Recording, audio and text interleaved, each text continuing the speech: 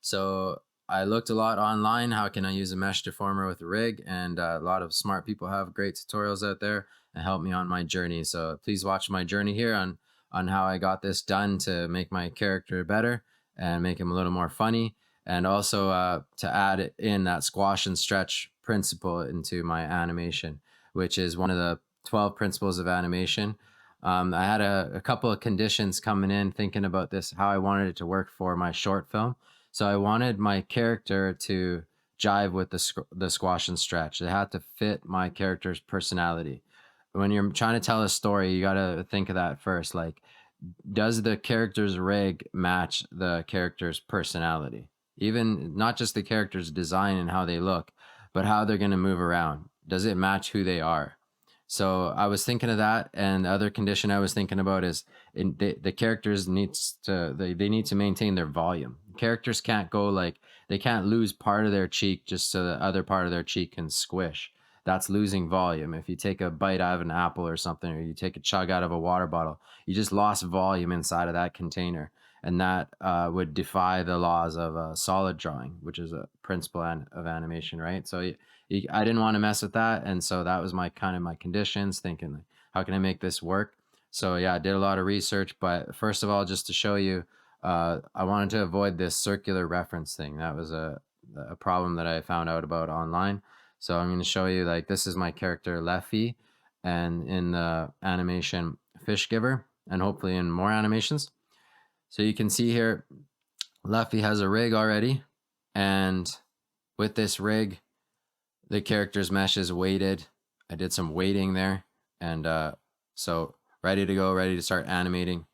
This is a funny kind of ear bone that I gave it, and so in individual origin, moving that around, I made the ear bone so you can move it around like that, and so just go back to what I had, and so then I and here you can see I have this mesh deformer, but it's not deforming anything right now.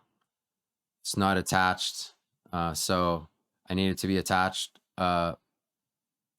Let's say I can give it some automatic weights and stuff and attach to this rig.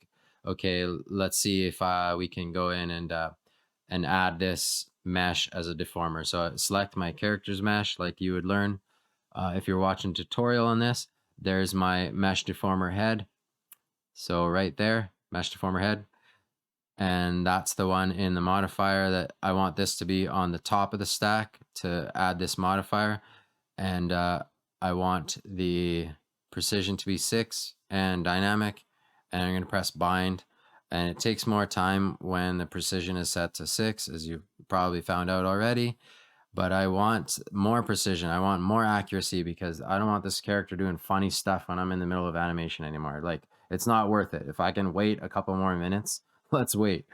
But maybe you're just trialing this out and you don't want to wait, so then just trial it out. But when you're actually doing it for a character, good idea. Let it go to 6. So it's bound now. So now if I move that face around, I can affect the mesh. So that's great.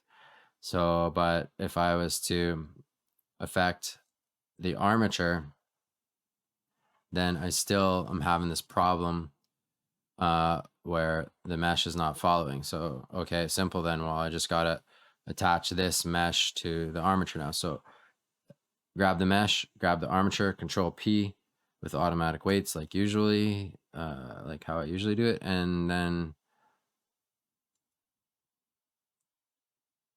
I have a circular reference problem. Circular reference being it's like it's going way overboard with my character's mesh now. It's not animating my character's mesh properly. You can see how the bone doesn't line up with the top of the head anymore, that head bone. So it's messing up that one, but it's moving the other armature pretty good. It's staying in volume with that head bone for the mesh deformer. So that's good. But so this ain't gonna work though. So, but I kind of needed it to, because I need to be able to animate this mesh. But let's see here. So I can take you out of here, armature, and Alt P here, clear parent. Okay, now still a mesh deformer. but it's not attached to Control Z. It's not attached anymore to my armature. So, but I need it to be. I need this mesh deformer to move around with my funny little Leffy guy here. So when I move my little Leffy guy and I animate him, the mesh deformer has to come. So let's get him to come. Alt-R, Alt-G, put everything back.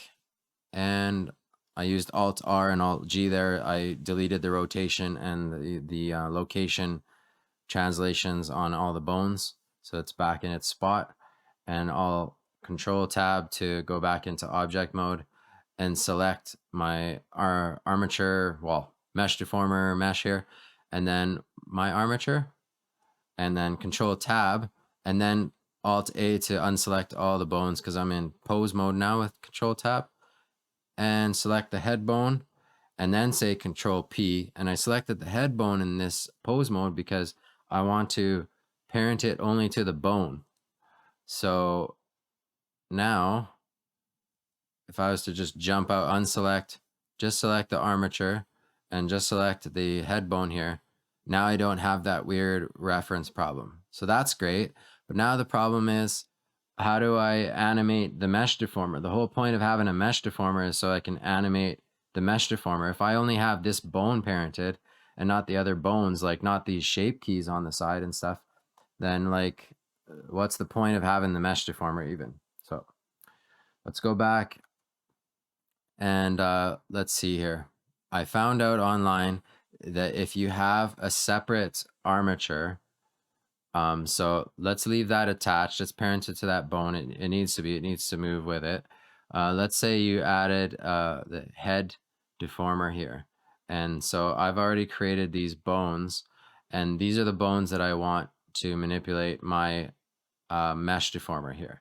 So if I select my mesh deformer, I can see that it has no armature selected for it, but it's parented to this head bone. So if I showed you here, you could go and see in this relations that it's parented to bone Leffy armature, and this is the Leffy armature here. So now let's select this mesh and select this new armature and go Control P with automatic weights. So it just goes ahead and weights these bones, which should do a good job of because it's a simple mesh. And now if I'm in envelope mode, which is in your bone or your new armature panel here, you can see display as octahedral, which you normally would see, or I have envelope here. Now with this armature parented and one of these bones selected, I can affect the whole mesh deformer now, which is moving my character. So now I got some squash and stretch, and I love it. I love it. I just want to play with it. I don't even want to animate it anymore. I just want to get technical and just play with this. It's fun. Okay, so, but you can see here, the mesh is kind of messing with my little lip flappy thing. So as you can find out in tutorials that you can go and change the envelope distance. So I can make this smaller, and that would help. So, but now I can manipulate it that way. So I'm going to show you as well. There's another technique. So I'm going to move on to that next. So maybe it's possible though that you don't want to have a second rig. You don't want the extra work of going into the object mode to go back into the pose mode and have to deal with mesh deforming separately from animating your regular rig that's attached to your character's mesh. So maybe that's not an option for you with the bone envelopes and everything, and you just want to have it more simplistic.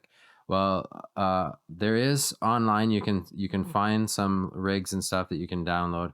Here's a free one named Rain, and you can see more information in the comments below. But basically, like, this is a much more complex rig that I definitely didn't create. It's amazing work. It has bendy bones, and it has stretch 2 constraints for these bendy bones. And that's the way that they're able in this rig to achieve the stretch.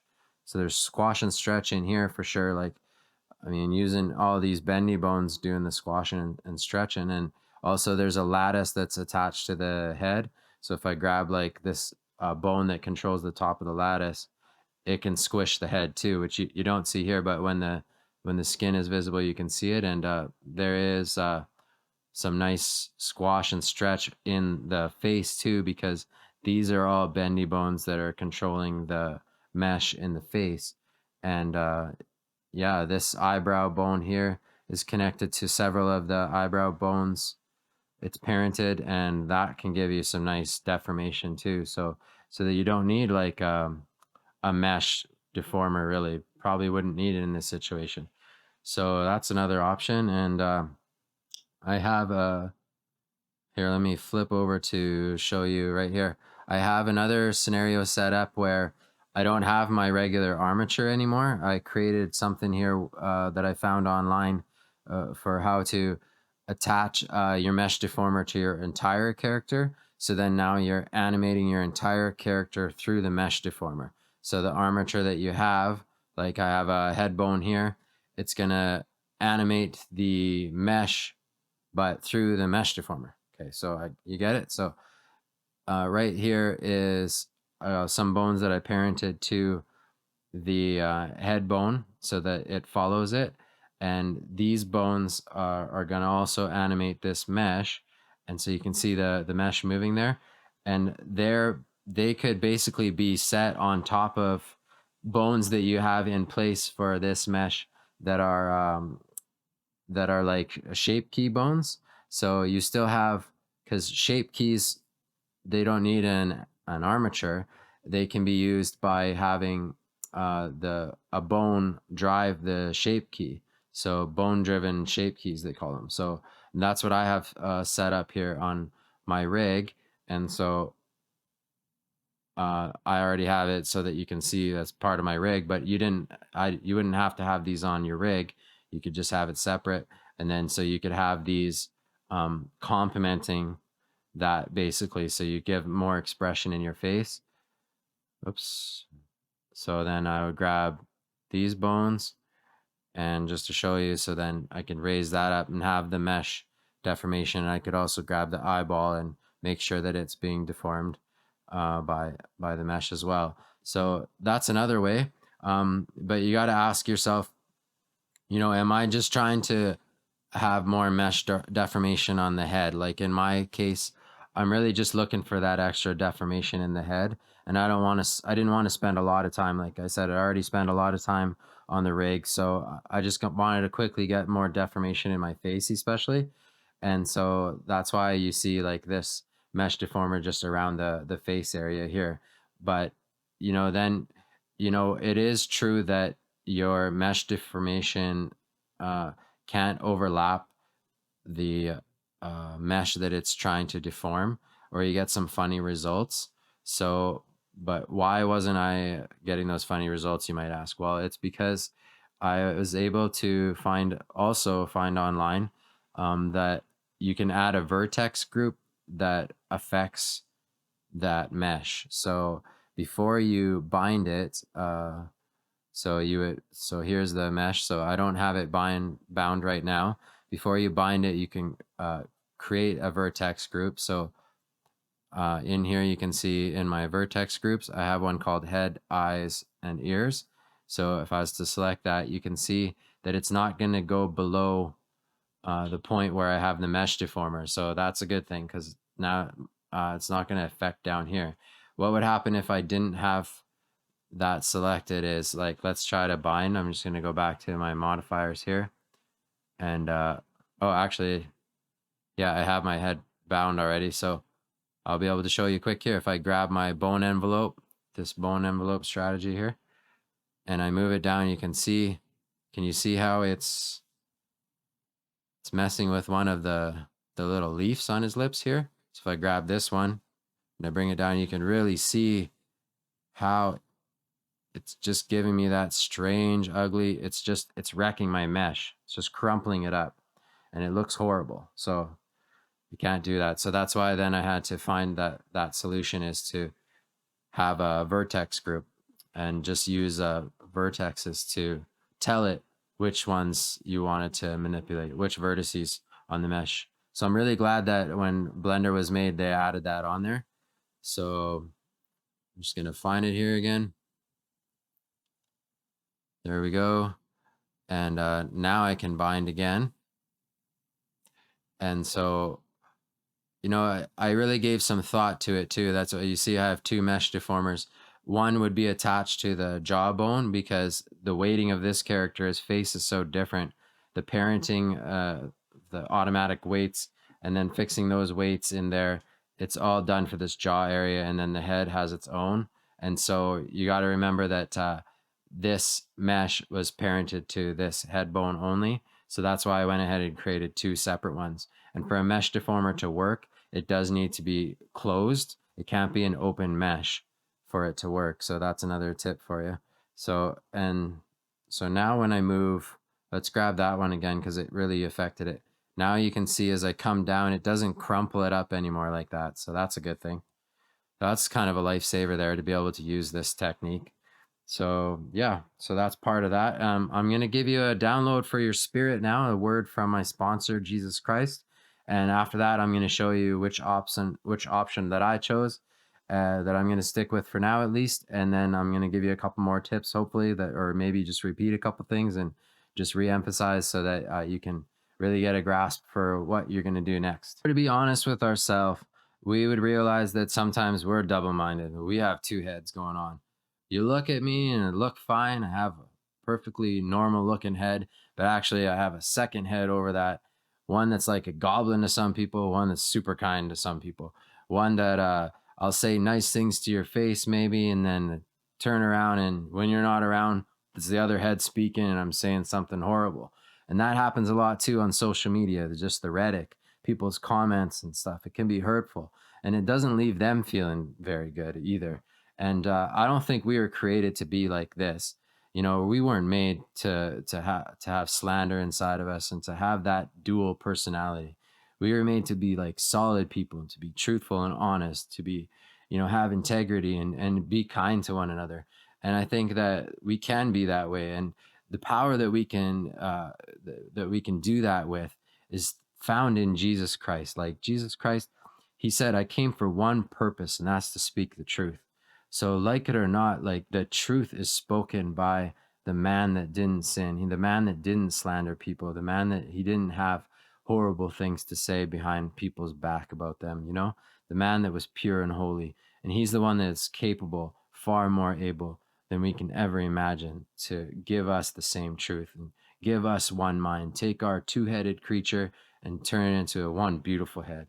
I hope you appreciate that as much as I do. I chose to go with the bone envelopes. I just love the idea that you can move them around and you can adjust different parts of the mesh, even during animation, even in the same shot. I can move this bone down and have it affect a different part of the ear, maybe.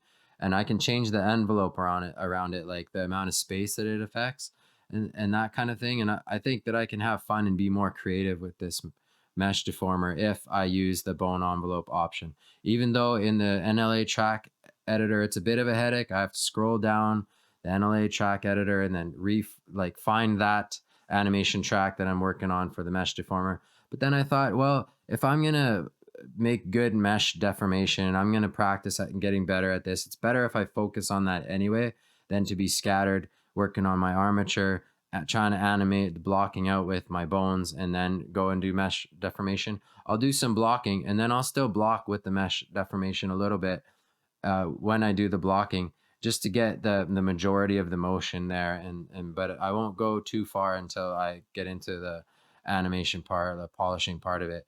Anyway, so you know what? I think I'm just gonna stick with this, and maybe I'm wrong. And in the future, I'm definitely gonna try to do that option of having the mesh wrap around the entire character and have just one mesh and have one armature that affects that mesh and have the shape keys then copied for the location for the mesh deformer bones. I have bones close by, but right now my bones that drive my bones that drive my shape keys are up over here. You see, so I mean, right now the way it is, I would kind of have to reconfigure that, and I like having their names like this up here. So, but I can have bones that are like that have the bone envelopes nice and close here. So and if I change that envelope, then I can really make it go, oh, And if I have the eye attached, it'll look good. So, and then I wanted to get into a couple tips to the things to make sure you remember, such as the eye being attached. You have to remember that mesh deformer, it does have to move the other body parts, and maybe you have lots of them, so that's something to give thought to. But I have a hat here for him, if you want to call that a hat, and then the eyeball here. So I would make sure that there's a mesh deformer on there when you're working, and so that's something you don't want to forget. And then also just absolutely make sure that your mesh deformer is on every part, on every aspect outside of the character's mesh, and it needs a little bit of buffer. I mean, it needs a bit of space because you don't want it coming too close and interacting with your character mesh. Like I might even run into problems here. That might be too close when I'm trying to change the when I really have this character in an extreme pose, and then I'm trying to change the mesh deformer. So keep that in mind, and also, uh, you know, if it's too far away, it's not going to deform the character's mesh very much when you bind it. It'll have less effect. Like you could say, oh, I'll just be really far away, then just make one spear. Well, then the part of the spear that would be over here that's far away really won't have much effect over here. And you want there to be more effect where you need to see more mesh deformation happening. So like in the nose area here with these kind of skin flap things that this character has, that's where I'm really going to want to have my mesh deformer have some more geometry. So that's why I do have more on this one. And and then yeah, like with the vertex thing, if you see it, if you do have a closed loop over your character's mesh, make sure that the vertices are being selected there in the deformer by you going in and adding that vertex group. You got to go and create that vertex group over here, having a new vertex group and having only those vertices on it. So remember that. And so, but most of all, I hope you have fun with it. I hope this video saved you a little bit of time, saved you a little bit of work going out of your way, figuring out the things that I had to figure out, which took time from animating. It was already bad enough that I had to leave my creative head and go into technical head again. So I was a little bit double headed there. But this got pretty much figured out. Hopefully, I don't run into trouble later. I might make another video if I do. But if you have something that you want to still know, and you can write it in the comment section, or if you like this video, subscribe. I would love to hear feedback from you in some way. So thank you very much for watching. I hope you have a nice day.